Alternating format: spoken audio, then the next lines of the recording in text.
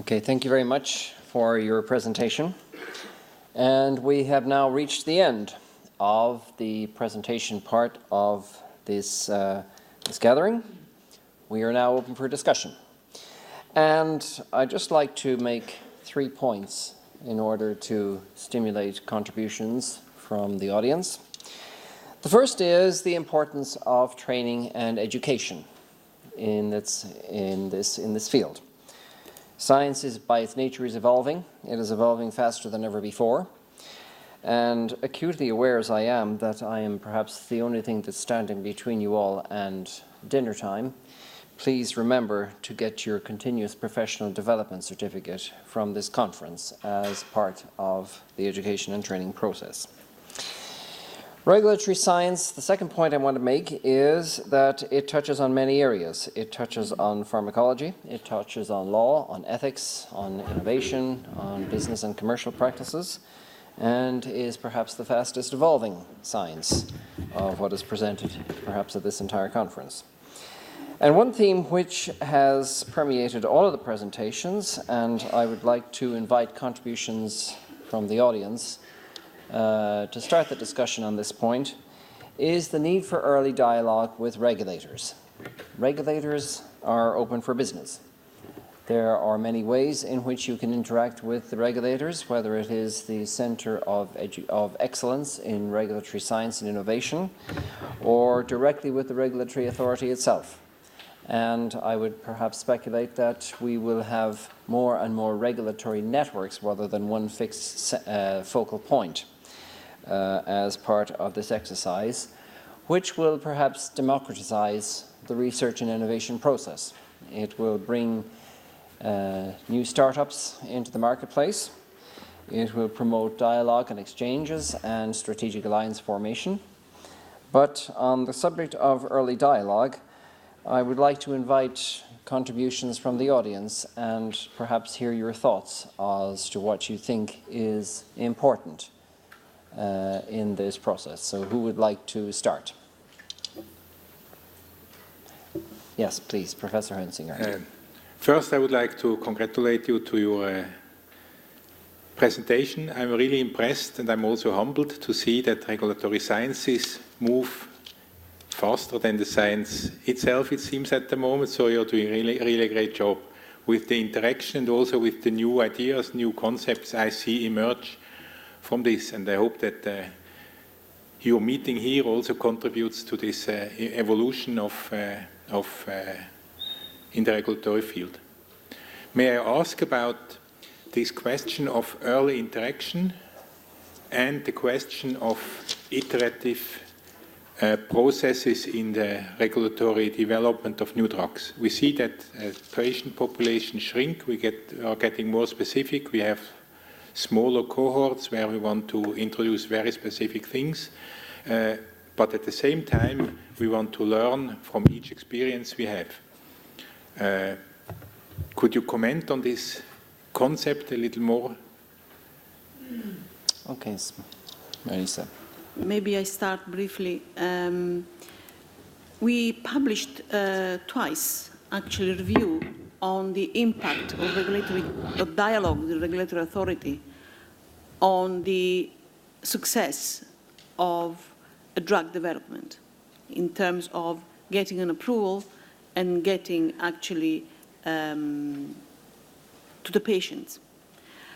And the data which I can provide to the Secretariat separately show that you have 2/3 of success when companies adhere to the scientific advice, which is given in many steps. It's not one stop only.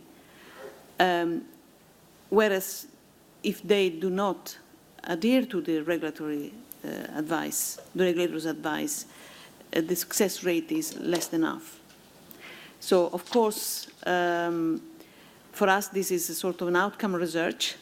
And if the work is done properly, the potential success for patient treatment is so much higher that we don't see any other way. This is why now we try to anticipate and do much earlier the dialogue, because what we realize in this study, which has been published indeed, the more you plan your development together with the regulators, the lower the failure is. Of course, success of a drug depends on the data which come after you have designed the protocols. And that one, of course, this is the risk of failing at the time of major clinical trials is highly reduced if you do really step-by-step discussion. This is one thing. So evidence is there that it works. But also evidence is there that because of the change of taxonomy of diseases, the change of understanding of diseases, we realize that we are going so deep in the knowledge that we cannot necessarily be in a position to approve the entire potential of the drug. And therefore, we have to go stepwise, maybe learn something about the drug, use the drug in real world, learn more, and reapprove. So it's a change of paradigm. Instead of having the entire knowledge of what is feasible around a mechanism of action, around a condition, we rather go very strict to see what is already success for addressing an unmet medical need, and license, and then learn more and license again. So actually the iteration of scientific advice is a continuum before and after marketing authorization. So you keep learning and you keep evolving the product. This is one way. The other one is the adaptive access to the market, where you pre-plan all that. You can learn because you learn on the practice, but you can pre-plan such an adaptive pathway. So in any case, clearly it's not just the sponsor, the innovators, and the regulatory authority involved. Because you cannot, for example, have a restricted indication for something which seems to be working for the entire population if you don't have control on the prescription, so the prescribers' participation, the agreement for patients' organization that is wise to do in a certain way rather than another, the payers buying into it with model for reimbursement, for example. So it's quite a complex thing. As I was saying in a previous conversation, the way we try to resolve unmet medical needs requires commitment from everyone. And it's an iterative process. And it's not just the regulators and the innovators. It requires other people as well. I don't know whether I addressed your question, but from the agency point of view, this is what we recommend because we have evidence of success in this way.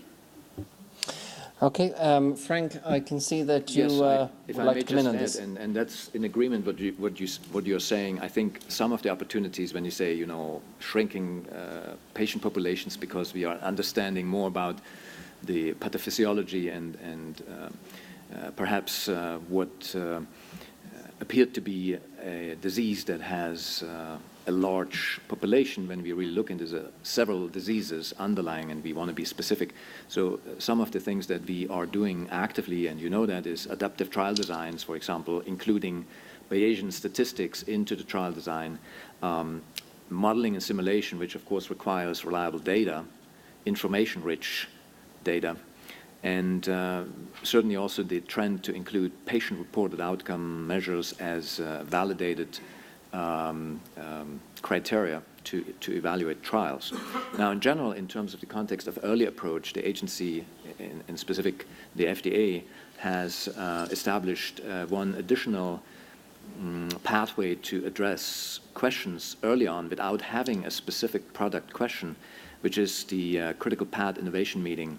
There's a guideline for it under the CDER webpage, or if you just search for FDA guidelines, you will find that critical path innovation meeting. You can request a meeting that would address very general and specific questions to some ideas that may lead into a product.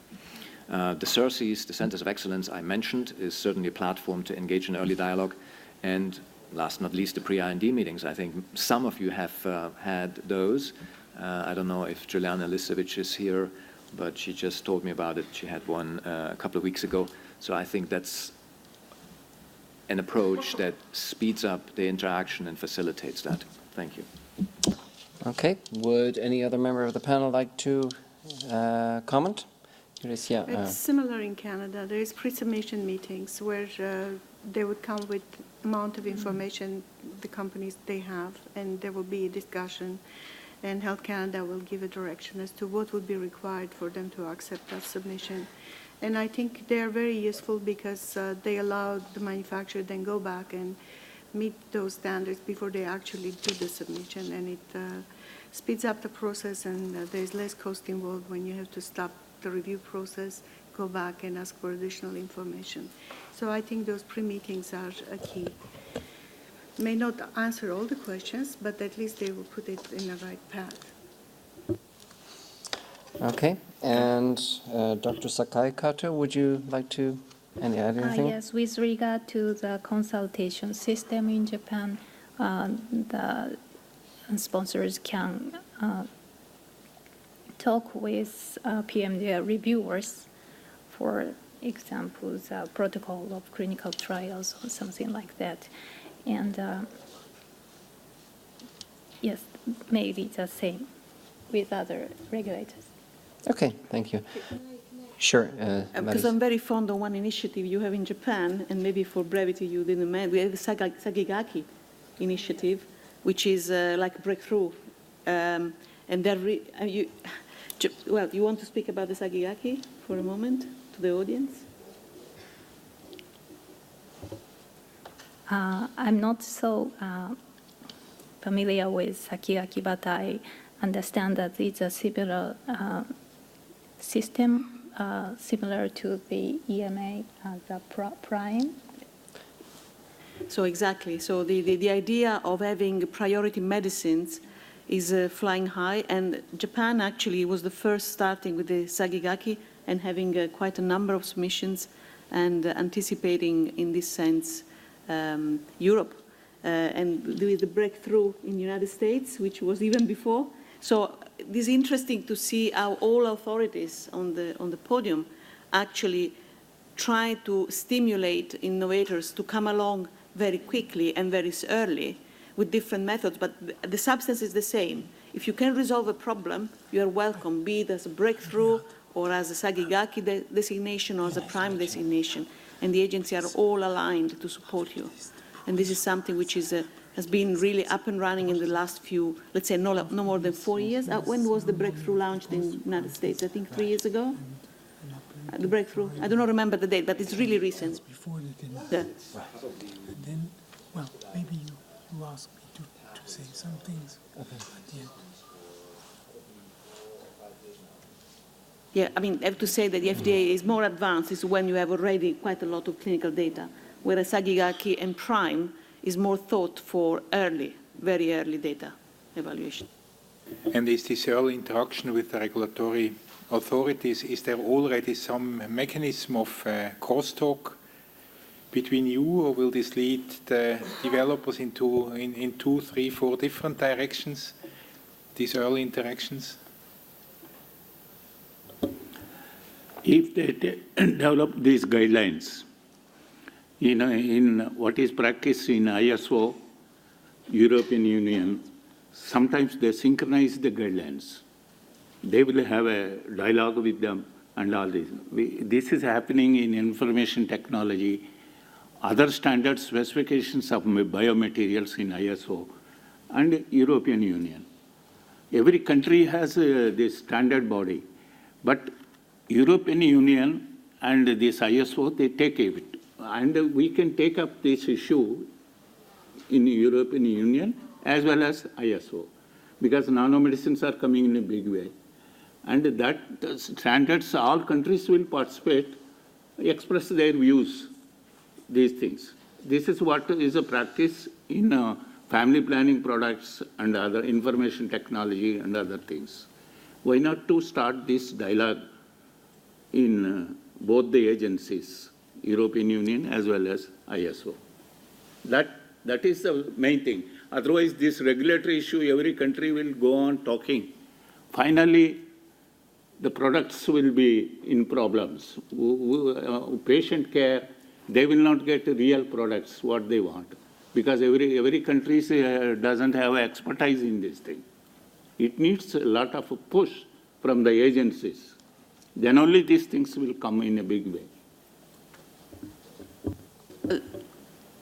Well, I have to say that if we look specifically to nanomedicines, we have done very few designations as a prime so far. 4 have been finalized. It's a 60-day procedure. So the process has been launched in March. We had the first 2 sets of submissions, and we had the first outcome. And out of the 4 which have been designated, 2 were advanced therapy medicinal products, were sort of genes and cells-based. We have a policy at the agency that all the designations are made publicly available, so everyone can just look into the prime entry door, and everything is there. There is an opinion, there is the background, the type of molecules. Of course, in the international regulatory forum, we can share the information if and when we will have nanomedicines approved.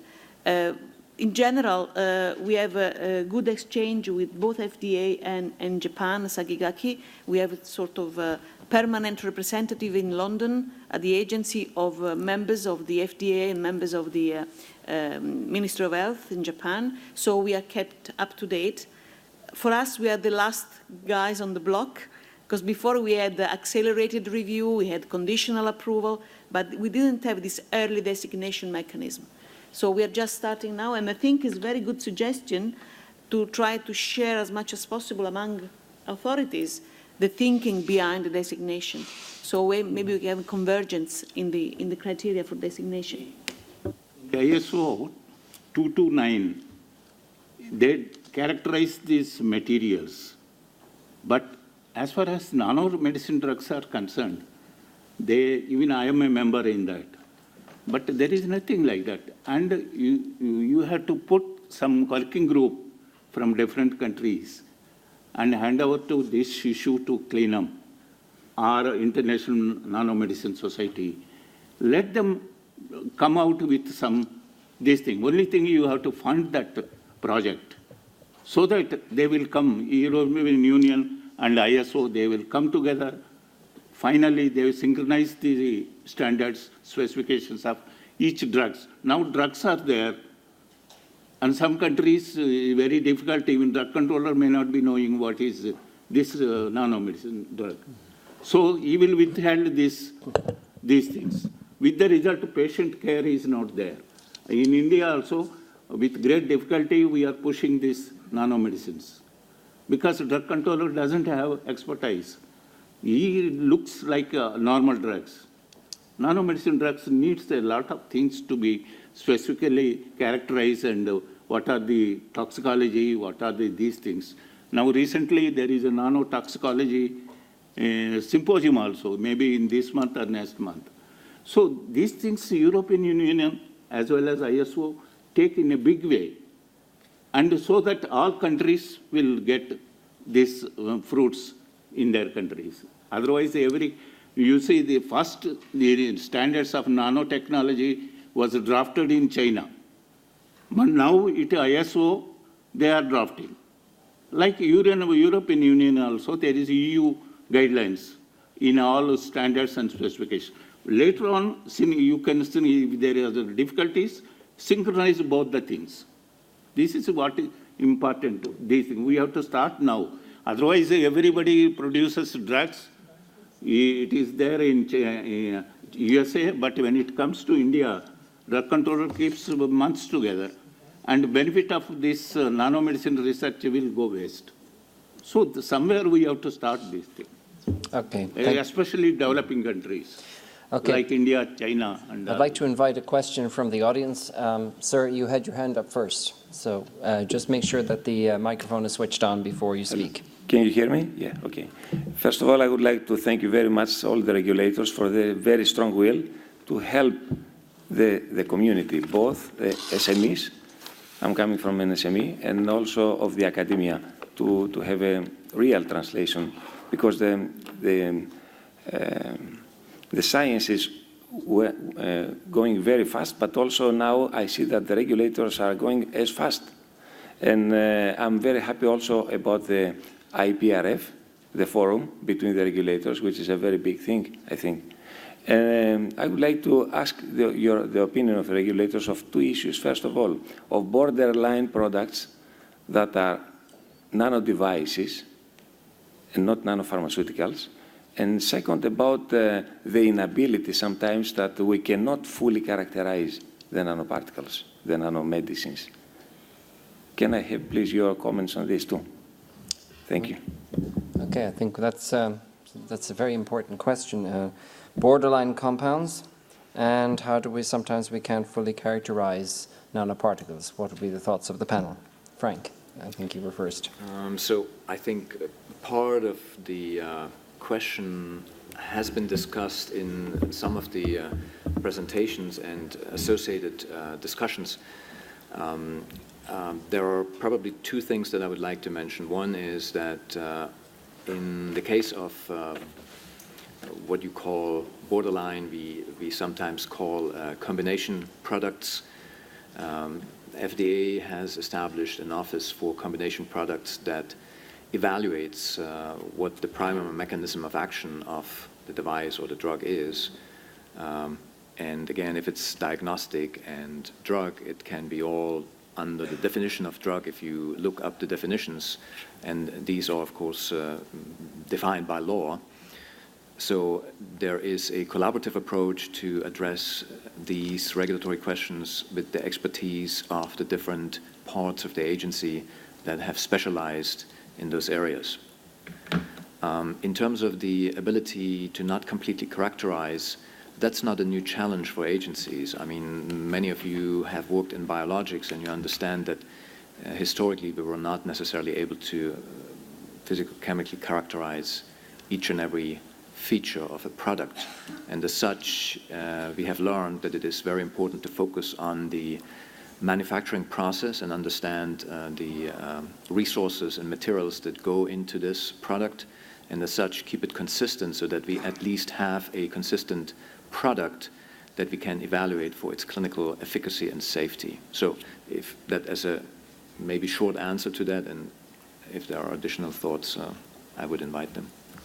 Okay, thank you, Frank. Would any other member of the panel like to comment? Well, Marisa? just for the first point about the borderline nano devices, you will be pleased to know that the EU Innovation Network, so the office in all member states and ourselves included, actually are reflecting on the matter and are inviting for a mixed membership group where issues can be discussed in a more expanded way, not only pharmaceuticals or devices regulation, but the mixed competencies joining together to discuss which is the best way to regulate the so-called borderline nano-device nanomedicines.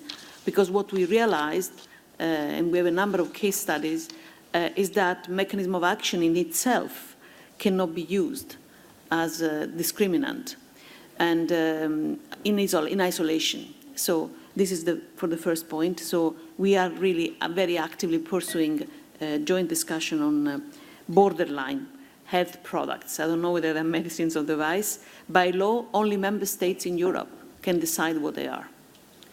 And so we try to provide some criteria, some standardized criteria, which member states can use when they make their deliberations. So we cannot decide for member states. For the second point, limit of characterization, I think I fully support what the FDA colleague said. This is not a new thing. But then if we cannot fully characterize, you have to look at other aspects, other elements. And this was discussed particularly for non-biological complex drugs this morning. Okay, yes, please. I could just speak to the combination products. We have a classification system in Canada where the product, when it's not clear whether it's a drug or a device, it goes to the committee to decide. And often it's very difficult to put it in one or the other category. And when the product is reviewed, both areas do look at the component that is representing a drug or a device and looking at it in collaboration. And some of the definitions are very rigid and they are given by the regulations. So often there is a need for interpretation, and sometimes there is legal issues because we can interpret it as a drug and the lawyer can interpret it as a drug, and device and manufacturers usually want to go through device regulations because it's easier to obtain, less information is submitted depending on classification. So there are some nuances, but it's always looked at a higher level, and the best possible regulatory approach is chosen. Okay.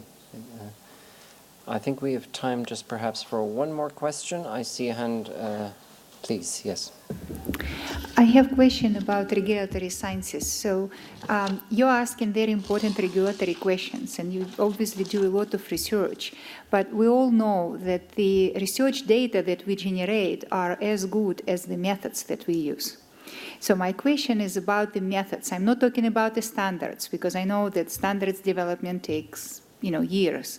But in terms of the methods, or are there any current efforts within the agencies for the methods development? For example, I'm very interested to know what are the methods or the parameters that you are looking at in the applications that are most commonly deficient, or what are the controls that you are looking for that are most commonly missing? What are the critical points in the methods, in the protocols to assess particle characteristics, safety, toxicity? Okay, that's all about methods. What have the regulatory agencies have to say about methods? I could try to start it. Frank, and then perhaps Marisa. So methods in my world are also part of standards, and in particular, there are different kinds of standards. There are definition standards and description standards. There are method standards and there are material standards. Just to illustrate that, the agency has a standards committee that is representing all of the review divisions. If during the review process challenges are discovered, that's usually discussed as an opportunity through the standards committee as well as through the scientific working groups that are cross-functional in a way outside of the report lines within the centers to identify opportunities for standardization, particularly when it can help the regulatory review or the regulatory process in general. So I think that's an area that we are very actively interested in to facilitate. However, you need to be aware that in the context of the world, the agency cannot make up standards. We are involved and we can encourage, but certainly it's a question of all stakeholders to define consensus standards. And the agency is very supportive of it because we believe it can facilitate the review and regulatory processes. Okay, thank you, Frank. And final comment from Marisa. Yes. When we publish our guidelines on specific areas, we mention standards there. We mention methods. We do not prescribe specific, we do not impose specific methods, particularly in fields which are rapidly evolving. So then, this is one aspect. On the other side, we've been doing some outcome research with our colleague from GRC to see which are the quality critical attributes in certain nanoformulations. And we try to work out what is there. We learn from the experience of submitted dossiers. And we will try to make this public available as much as we can, because of course are very specific to individual submissions. But there is an effort there of outcome research, we call it, so what we have done with what we have seen and how this can help others not to do in the wrong direction. So this is one thing. But most interesting, I think, is what we can do to promote new methods. And in this respect, we have a specific process which so far has seen 40 opinions of the committee. We have opinions on the suitability for regulatory purposes of new methods. And these mainly so far have been concentrating on methods for measuring clinical outcomes or methods for selecting patient population in clinical trials, for stratification or for enrichment. So we have seen a number of methods which, and proposals, biomarkers, etc., which came across, and we qualified them as acceptable. So that means that we have a method in place whereby if through scientific advice and then qualification, scientific opinions, a method is mature for regulatory purposes, we will accept any study which has included that method, if relevant. So there is a lot of work we could do with the academic researchers to try to push the boundaries of which methods are acceptable. But of course, this is quite an expensive and complex endeavor. But for sure, DG Research, in their strategies, they already have taken into account the need also not only to look at the final products to be used by the patient, but also all the enabling technologies which will produce methods which will make development more sensible. So there are different aspects. The future is to come. The past is either in guideline or in scientific papers we try to publish. Okay, thank you, Marisa. I'm afraid at this point we have to bring the discussion to a close. And Dr. Loeffler would like to say a few words about some housekeeping rules, so please. Well, it's very easy.